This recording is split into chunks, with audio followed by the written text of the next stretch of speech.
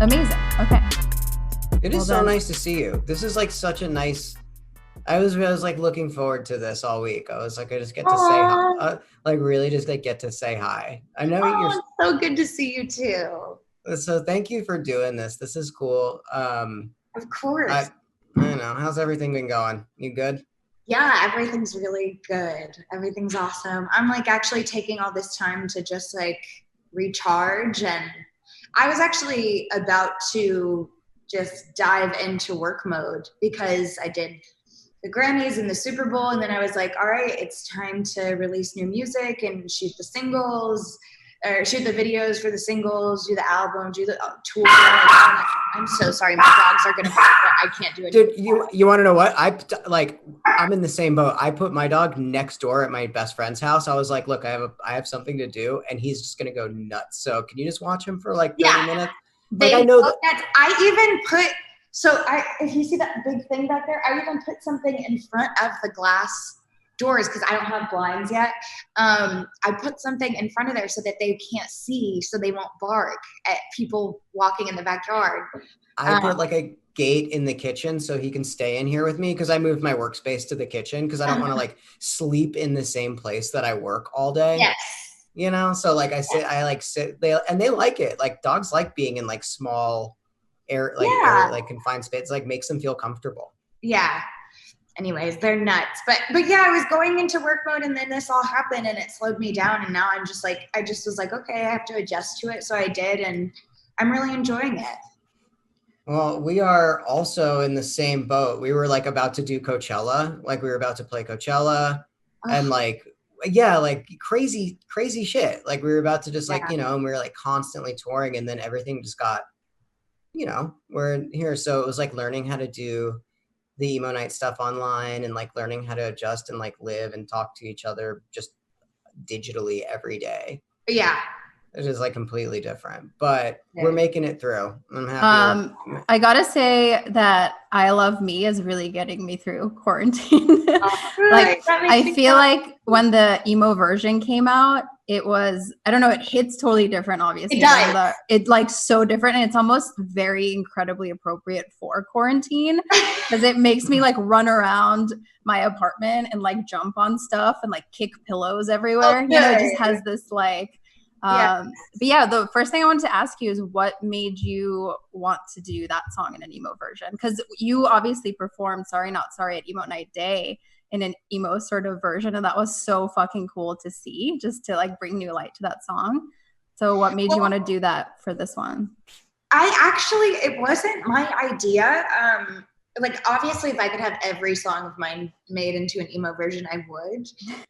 But that requires the production skills of other people that I just don't want to take all their time making my music emo and it's pop. But yeah, my producer was like, hey, my producer and the people that work for him on his team were like, you should check out this version that we have. And they played it for me, but they didn't tell me who played the drums. So for like a month, I was listening to this version, and I sent it to all my friends, and I was like, how sick is this? I love it so much, blah, blah, blah. My friends were like, oh my gosh, that's so dope. You should release it. My friend, one of my best friends, Matthew Scott, was like begging the best guy. Yes. He was begging me the entire beginning of quarantine, like all of March and April, please, please, please release this song. And I like the emo version. And I was like, things are, you know, it just takes a while to put together stuff and contracts and this and that. And so it took a little bit, but we got it worked out and we were able to release it. And I'm so glad because it is such a different version of the song. And I loved when we did it with Sorry Not Sorry at Emo Night Day. But, you know, this is different because it's obviously Travis fucking Barker. And iconic. Yeah, you don't get more iconic than that. And wait, so you didn't know he was playing drums on it before? No. So my producer and their team sent it to me, and I was like, oh my gosh, this is sick. I was listening to it for like a month, and then, or maybe even 2 months, and then somebody said, well, what about the Travis Barker version? And I was like, what Travis Barker version? They're like, you haven't heard it? And I was like, no. So they sent it to me, and it was the same one, and I was like, I know this version. I've been listening to it for 2 months and y'all didn't tell me it's Travis fucking Barker. And that's just, dude, that was like was that the push that you needed to be like, all right, I'm going to I got to do this. No, I wanted it out at the beginning of quarantine. And for some reason, like it just, I don't know, communication, it didn't work out. And then we were talking about remixes to kind of like, once you release a single, sometimes you release the remixes a couple weeks later, like just to bring life back into it, get people excited again. And so this was like, they were asking me about remixes and they were like, you know, the Travis Barker remix. And I was like, huh? And when they said that, I was like, yes, this is the version I've been telling y'all to put out. Please put it out. And then they got it. Yeah. Well, you have had our entire company like destroying their kitchens and living rooms by jumping around awesome. Every day since it's come out. Like everybody is just like freaking over it. Oh, thank you. So you did that song. Was there like another song off of your album that you're like, if you could switch it into an emo version, like what would the next one be? I don't even know because I'm still putting together the album, so I don't have the whole album yet. Like, I can't really say, oh, well, this one song called Da-Da-Da would be great because I'm not sure if it's going to make the album. It's still up in the air. It's like, the thing is we were so close to finishing it. And then when I did the Super Bowl and the Grammys, I was, you know, showcasing my vocals. And we kind of had a moment, Scooter and I, where he was like, you know what? I think we need to take a different route and a different approach with the album where we show your voice off more. Like we need to put more ballads in there rather than like, you know, your typical pop stuff that you normally go for. And I was like, absolutely. So we kind of went back to the drawing board on the album. And then quarantine hit. And so I've been like stuck and I think hopefully soon I'll be able to get back to recording. But you know, it's like, I was so close to being done. I don't want to put out this project until it's perfect anyways. So yeah, I think that's like the way to do it. You know, you want to make sure that everything is like up to your, that's what we never like do a show and we never do like whatever, like all of our visual stuff until it's like absolutely the way it should be. Cause then it feels like you have to go back and you did something wrong. Like in my opinion, you know what I mean? Yeah, totally. Or like I just listened to it later and I'm like, I wish I would have spent more time because that one word in that one song could have been sung better. Or the way you said something, you're like, I wish I could do that. Yeah. Okay, how about one time I sang the word hypnotize when that's not even a fucking word. Mm-hmm. And because I rushed that album so much or so quickly, I didn't even realize that there's no such thing as the word hypnotize. And so no one said anything? Nobody said it. They just like let it slide. They let it slide. So it is in my song called Catch Me. And shame on me for thinking hypnotize was a word. So funny. You want to know what's one of the that is like actually one of the coolest things. Like remember, like, so like, I know we're going to talk about like when you did do Emo Night and we fucked up, like, and I fucked up. That was my fuck up. No, I pressed the button. No, I knocked the cord out. It was 100% my fuck up. Okay. And so there were like certain things like so that was like actually one of the things I was going to ask you, like, is there like, cause that was such a fucking great, cool moment. That was the coolest fuck up in the history of fuck ups. Cause I remember like whenever I have nightmares about the sound going out at Emo Night, like those are the only nightmares I have, that the sound goes out and no one can like make it work again. And we're all just like, I guess we gotta go home. Like, I don't know. And so when the sound went out, I was like, shit, this is bad. And then immediately you jumped in and just like sang Misery Business so well. Well, I'm so grateful that it was a song that I knew all the words to, because imagine if it was like Under on a different emo song that like we all know the chorus but not the lyrics. No, but what if it was like Under Oath or something and you had to just scream and you had to like scream it out? I know. I tried. I would have given it my all. Yeah.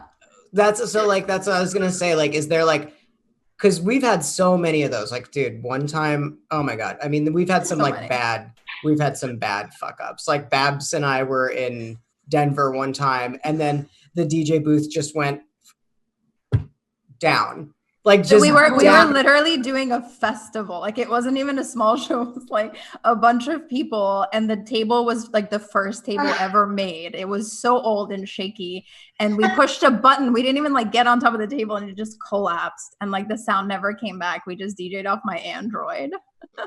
Oh yeah, no. Yeah. So that was like one of the, so like there are fuck ups that have happened that were like, that was really bad, you know, like a very traumatizing thing. And then there was like the fuck ups that happened where like with you, which made it honestly like one of the, I think in probably all of our opinions, like Babs and I and TJ and Ricky, like one of the best moments that has happened since emo night. Oh, thanks. That's so awesome. But yeah, have you had any really, really fun? Have you had any like fuck ups at your shows that stand out? I mean, I've had some like on stage bloopers, as you would say. There was one time that was like, that I just remembered the other day for some reason. I was actually working out outside and I inhaled a bug, and it reminded me of one time I was on stage and I was singing a very emotional song and I inhaled a fucking bug. And I was like, I started choking like at the mic while playing piano and singing, and I was like, I'm so sorry, I just swallowed a bug. And like it was a funny moment, and it made for like a good memory. I've also had hair extensions like fall out on stage. Like I one time had them glued in, and I guess the sweat and the glue mixed together and made it like slip out. So I had like one chunk of hair that was longer than the rest of me, and this one fan was like, I like looked and I was like, oh my god, I just like threw it off stage. But I think just like throwing hair. Like I mean, I bet the way that you handled the emo night thing, and I'm sure that the way that you swallow bugs, and I'm sure that the way that your hair falls out, like you handle it with like, at this point, you've got such a good attitude about shit that it's not something that like completely like ruins your night or your day. Or well, I also look at it too now as like their opportunities, like Bob Ross says, happy accidents. You know, it's like literally there's these little things that happen, and this could apply to life too. Like the little things that happen during shows that could be like catastrophic, but you turn them into a memory and an experience that you'll never forget, and it could actually be something really cool. I also think it makes fans realize that you're not perfect. You know, like things like that make the audience realize that nothing's perfect for anyone. Or like, that I don't lip sync because you choke on a bug. Like the track doesn't stop. Yes. Yeah. I wanted to ask you, because you've dabbled a lot in emo and pop punk in the past. Like you've had a song with Fall Out Boy, you've had a song with We the Kings. As we've said, you've DJ'd emo night. But I want to know like when you were first introduced to emo music. Like what was the first band you heard, or, you know, how old were you? Kind of what's your past with this genre? So my past with this genre, I mean, I guess the first like emo music that I ever listened to would have to, and I don't really know how emo this is, but like it was like Simple Plan.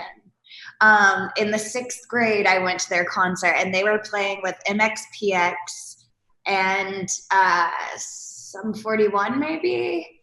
That's amazing. Or I actually couldn't tell you who all played that show, but it was a good show, and I had so much fun. And that was when I first started wearing like black, and like I tried to ask my mom if I could paint my nails black. She said no, so I painted my toes black for the longest time. And then finally I rebelled and I painted my nails black. And then it just like escalated. I went from like within like 2 years, I went from Simple Plan to like then Panic at the Disco and the Academias and Acceptance, to then like Scary Kids Scaring Kids and From First to Last, and who else? Like that was like totally stuff around that time. The Scary Kids and like From First to Last. I remember that time. Like those are like such a very specific time. Senses Fail and Cheetos and then like it kind of like started escalating. Like I started dating this guy who was really into metal music, and so then I started like he started teaching me about the different types of metal, like black metal versus death metal versus I've been that boyfriend before. Yeah, I've been that girlfriend. I've sat down and I've been like, this is grindcore. Yes. This is metalcore. This is death metal. This is speed black metal. Yeah, like yes. I've been that guy. Like yes. where like I make someone sit down and listen, and like fortunately you probably were like, this is awesome. This is great. I had this. I don't know what. Why are you doing this? I was like, oh, cool. So Abigail Williams versus Job for a Cowboy. I get it. it's really, yeah. The words job for a cowboy coming out of your mouth is one of like maybe the coolest things that I've heard. I actually went from listening to like the Academias to all of a sudden listening to I fast forward to that show of me at a Simple Plan concert. 3 years later, I was at an Unearthed Demi Lovato, and one other band, but I don't remember who it was. And I was like in the middle of the crowd, in the middle of the mosh, actually. Mm-hmm. I was only 14, and I was a tiny little thing. And I was in the middle of the mosh. There's these grown-ass men headbanging, and I was lizzing. But then I got claustrophobic and a little scared, so I I crowd surfed to the front. Yeah, you just sometimes you just got to get out of there. I miss those days, like moshing and crowd surfing and all that was all I looked forward to. Oh my God, I loved it. I loved it. Yeah. I loved moshing because you could just like get your aggression out and nobody cares. No one cares. And the fucking cool thing is like it is like super aggressive, but when somebody falls and like something bad, like people take care of each other and they pick each other up. It was like you don't get that in a lot of pop or a lot of shows like that. When I got claustrophobic, it went from like moshing and pushing people and punching and all this shit to like, hey, help me out, I need help, and everyone just like lifted me up and pushed me to the front. You know, it's like, oh, they can't handle it. Okay. And it's like, you know, it's really cool. And I remember the first time I ever had people mosh at one of my shows was at Bamboozle.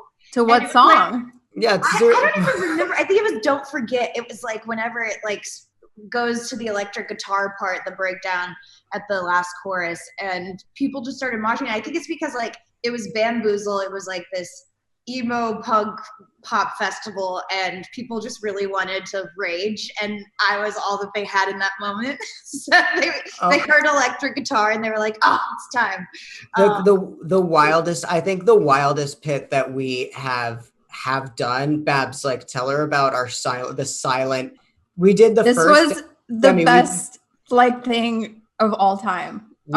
We did a Firefly Festival last year. Seems like 10 years ago now. And our agent was like, do you guys also want to do some silent discos like during the weekend? And I was like, yes. And immediately I was like, I want to do a silent mosh pit. I don't think that's ever been done. So our set was in the middle of like these woods, essentially. All there was trees around, and everyone was wearing headphones. And we put on A Day to Remember, Downfall of Us All. And I was like, all right, everyone just lose your shit. And there was a silent, crazy mosh pit. And I took my headphones off, and it's fucking silent, and everybody's just going nuts. It was like one of the wildest things that like you never think that you're gonna see. So wild, like in the middle of the woods, it's silent and everybody's just doing it. Like I had to like do that a couple of times to like make sure that like I was like, is this really happening? Yeah. Oh, that's so cool. Yeah. Can we do that again? Can I host it? Do whatever you want. Because I haven't had a good mosh pit in a long time. Yeah, it'd be the most fun. I don't know if Max Security will let me. You know what?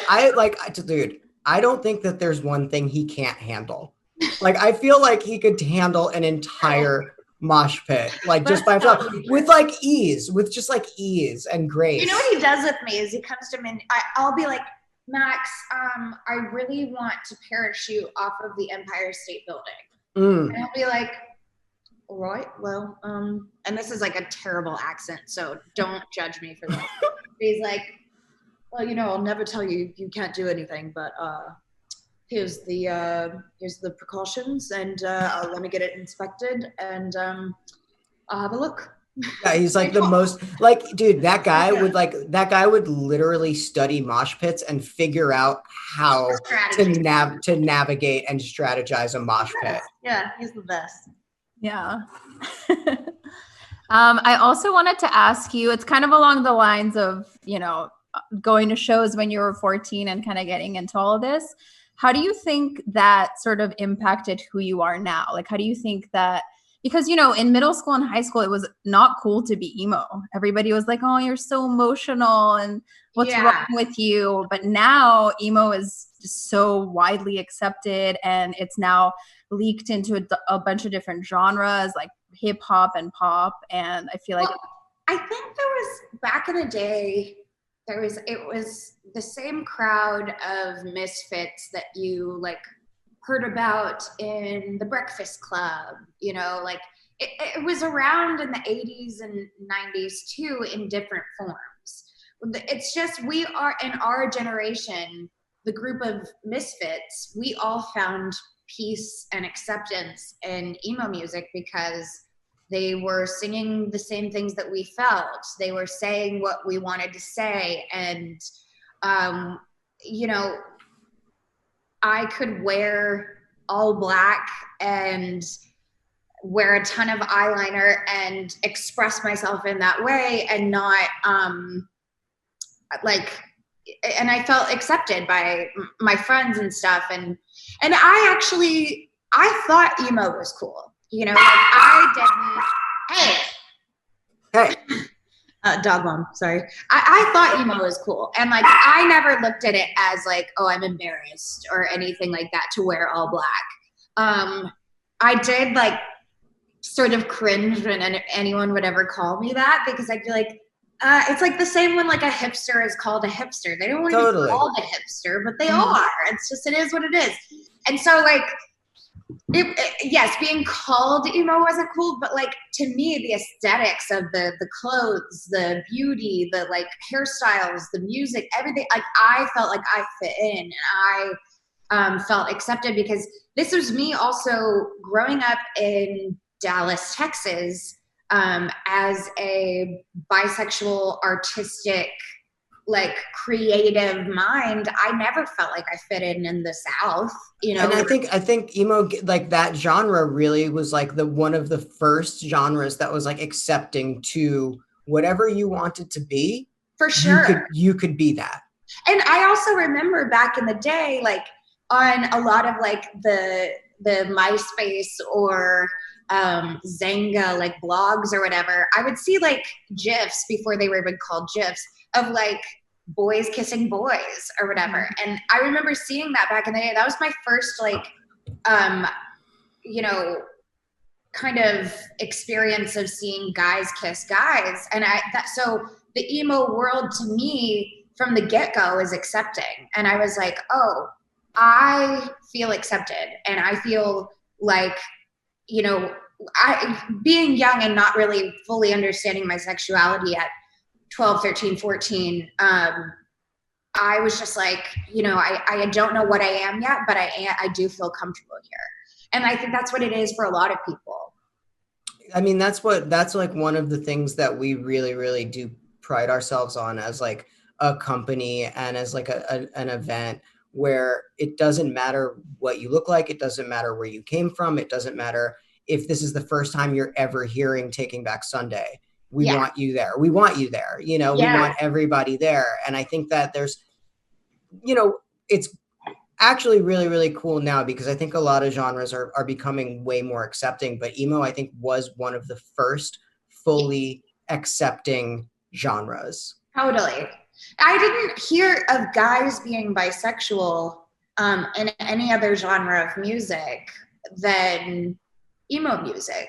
And not saying that all emo guys are bisexual, but I'm just saying like that was highlighted at times where I thought, oh, in this genre of music, it's accepted, but yeah, I was still sometimes listening to hip hop where it wasn't accepted in the hip hop Right. community. Right. And it's totally different, obviously, but like, it's just interesting. And now it's becoming more accepted. Which is awesome. Yeah, which is amazing. And that's what I wish for the entire world. You know, like I want all types of music to feel accepting and safe for people. But I think for teenagers who were going through pressures of academics or just trying to find their place in the world, we found peace in emo music because they talked about their feelings where a lot of music on the radio didn't. Well, I think that was like one of the really, you know, in interviews that we do, sometimes people are like, you had Demi there. And we were like, yeah, she is this. Like, this is what she stands for. This is what she grew up listening to. Like, because she makes pop music doesn't make her only pop. Like, and that's like the really, really special. That's why, you know, we love you and we value you. And we know that you understand like that you are that, like you came from that. And you, just because you do pop doesn't mean that you didn't do things and like things before that. Yeah, and there's other artists too that are like me that now have transitioned into other genres of music. I know Post Malone, like he is a fan of emo music and emo night. I was there the same thing.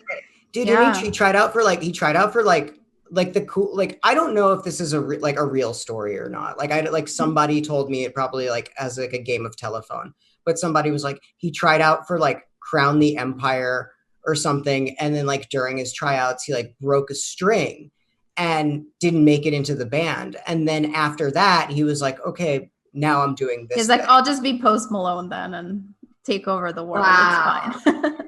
Which is like, that's so cool. Yeah. Which is like, then, you know, you guys were there in the same night, and like, what a cool thing for people to see that two artists that do different genres came together over the love of like one type of music and one type of like this thing. Well, yeah, and also when you did Emo Night Day, like the Chainsmokers were there too. Yeah, because I remember like when they did Emo Night before Emo Night Day, people were like, "What? Like they are EDM guys."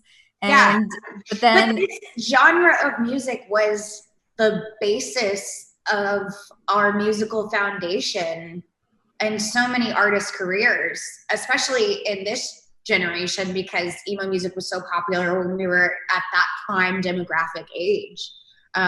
You know, it's like we all, like so many of us grew up listening to that whether or not we ended up doing that type of music later, we all just kind of, we learned how to write music because of emo songs. We learned how to appreciate lyrics because of Brand New and like, dude, Professional, you know. And look, some of those choruses are like so fucking pop, and they hit so fucking hard, but they just got pushed into they just got pushed into that genre because like the things that they're like lyrical content or whatever, their imagery. But like, dude, some of those choruses, those are pop choruses.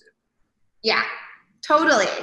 And that's why I was so excited whenever I started seeing emo music pop up in the mainstream world. Although I was a little music snobbish back then. Like I was like excited when Fall Out Boy was on MTV, but then I was like, no. But you wanted it. Yeah. You wanted it. You like wanted to keep it sacred. Like that's I know that feeling. I want you want that just for yourself. But you're like excited that everybody else likes it. But you're like, this is mine. This is a mine thing. And I think that this genre is like one of the only genres that does that, where it's just like, this is my thing. Yes, you feel like you're territorial over the music that you've listened to, even though it's made for everybody. You feel territorial over it because of your experiences with it. And I like remember specifically.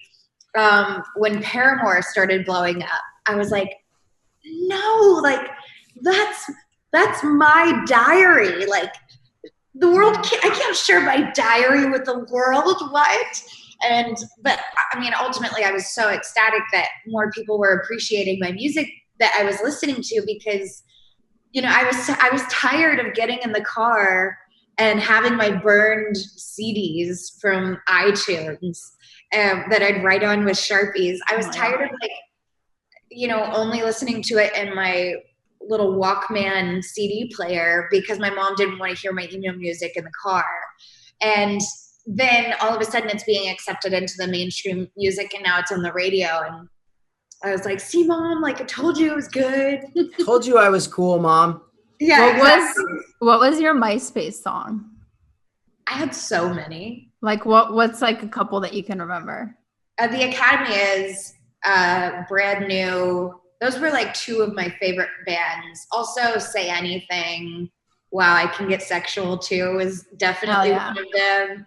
I think, and then I had like, I think Hello Goodbyes, Dear Jamie was one.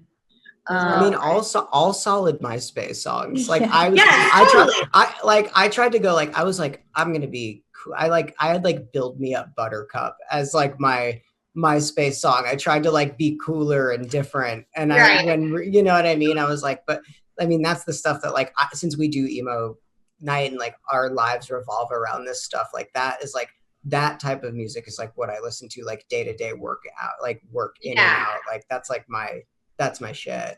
Yeah. So I try to like, that's what I try to do. I try to be cooler.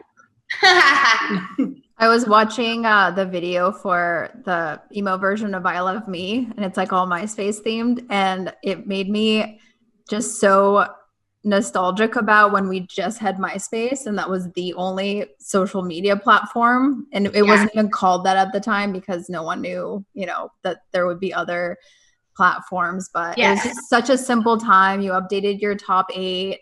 You put up a song, but we all like thought we were coders too. We're like, you know, changing the themes. Low-key, we were coders. I knew how to change my layout. Oh, same. Like, I couldn't do that today to save my life. No, same. Oh, I don't remember any of that period. Like that's like one of those things. That was like a girly MySpace thing. That was a very dark period for me where like I don't remember a lot of that. Those were the days. Those were the days. You like literally coded every part of it, like how the photos would look and or your font. Everything. The font, everything. Like the you know, the parentheses that are like angular. What are those called? I know what you're talking about, but I don't know. I'm so bad They're at on the stuff keyboard. like that. I'm looking at it. But. Yeah. Ricky, and then like that, like the dash, and then it would be B for bold or something. Yeah. Yes. I hope no coders are watching this. Yeah, I know. We're gonna get ripped apart. Yeah. If you could get like, I have one, like, I was like, we're like, look, we're just gonna talk to Demi, but we're like, I should have a question. If you could do it like again, if you could do everything again and you could join one band, like going back and like be it joining a band, what band would you have joined? I think I wouldn't join a band. I think I would start my own. You just do your own thing?